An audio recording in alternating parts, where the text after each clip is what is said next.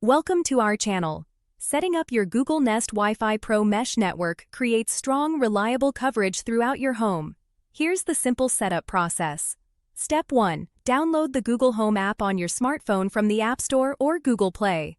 Step 2. Unbox your Nest Wi-Fi Pro router and plug it into a power outlet near your modem. Step 3. Connect the router to your modem using the included Ethernet cable. Step 4. Open the Google Home app and tap the plus icon to add a new device. Step 5. Select Set Up Device, then New Device, and choose your home. Step 6. The app will detect your Nest Wi-Fi Pro. Follow the on-screen instructions to scan the QR code on the bottom of your router. Step 7. Create your Wi-Fi network by choosing a name and password that you'll use to connect devices. Step 8. If you have additional Nest Wi-Fi Pro points for extended coverage, add them through the app by placing them in different rooms and following the same setup process for each unit. Don't forget to like this video and subscribe to our channel.